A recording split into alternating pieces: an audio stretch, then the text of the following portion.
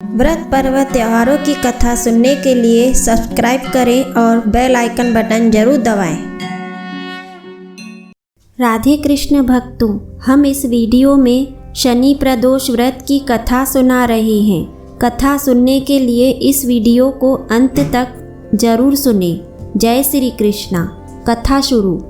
गंगाचार्य जी ने कहा, हे महामते, आपने शिव शंकर प्रसन्नता हेतु समस्त प्रदोष व्रतों का वर्णन किया। अब हम शनि प्रदोष विधि सुनने की इच्छा रखते हैं, सो कृपा करके सुनाइए। तब सूत जी बोले, हे ऋषि, निश्चित रूप से आपका शिव पार्वती के चरणों में अत्यंत प्रेम है। मैं आपको शनि त्रयोदशी के व्रत की विधि बतलाता हूँ, सो ध्यान से सुनो। पुरातन कथा है कि एक निर्धन ब्राह्मण की स्त्री दरिद्रता से दुखी हो शांडिल्य ऋषि के पास जाकर बोली, हे महामुने, मैं अत्यंत दुखी हूँ, दुख निवारण का उपाय बतलाइए। मैंने दोनों पुत्र आपकी शरण में है। मेरे ज्येष्ठ पुत्र का नाम धर्म है, जो कि राजपुत्र है, और लघु पुत्र का नाम शुचिव्रत है। अतः हम दरिद्री हैं, आप ही हमारा उद्धार कर सकते हैं।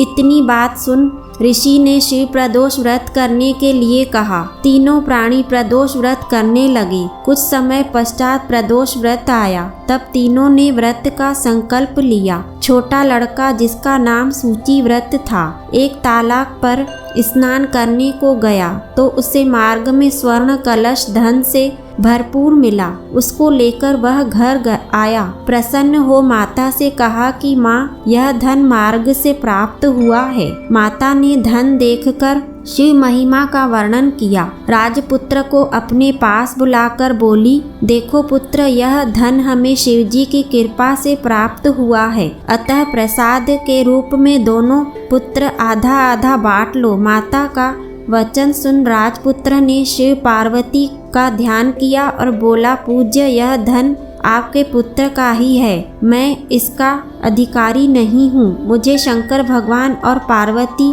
जब देंगे तब लूँगा। इतना कहकर वह राजपुत्र शंकर जी की पूजा में लग गया। एक दिन दोनों भाइयों का प्रदेश भ्रमण का विचार हुआ। वहाँ उन्होंने अनेक गंधर्व कन्याओं को क्रीड़ा करते हुए देखा।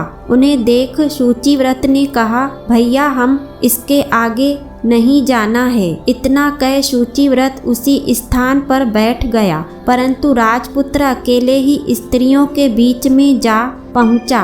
वहां एक स्त्री अति सुंदर राजकुमार को देख मोहित हो गई और राजपुत्र के पास पहुंचकर कहने लगी कि हे सखियों, इस वन के समीप ही जो दूसरा वन है, तुम वहां जाकर देखकर आओ। मैं यहाँ बैठी हूँ, मेरे पैर में बहुत पीड़ा है। ये सुन सखियाँ दूसरे वन में चली गई। वह अकेली सुंदर राजकुमार की ओर देखती रही। इधर राजकुमार भी कामुक दृष्टि से निहारने लगा। युवती बोली, आप कहाँ रहते हैं? वन में कैसे पधारे? किस राजा के पुत्र हैं? क्या नाम है?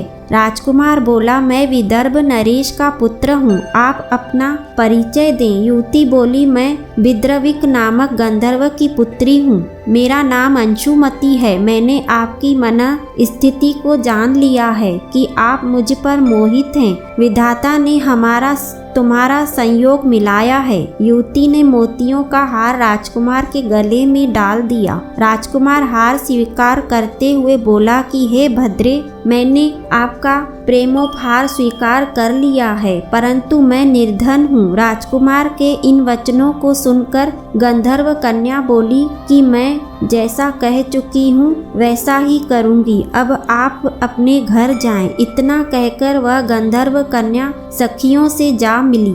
घर जाकर राजकुमार ने शुचिव्रत को सारा वृत्तांत कह सुनाया। जब तीसरा दिन आया, वह राजपुत्र शुचिव्रत को लेकर उसी वन में जा पहुंचा। वही गंधर्व राज अपनी कन्या को लेकर आ पहुंचा।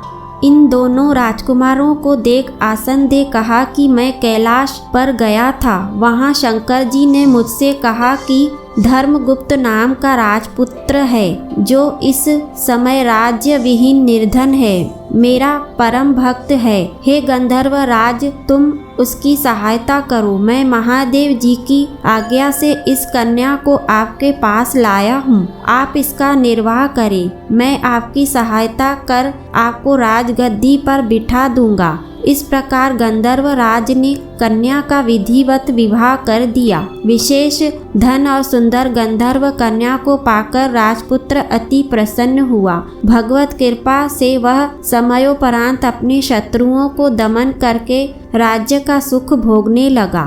जय श्री कृष्ण।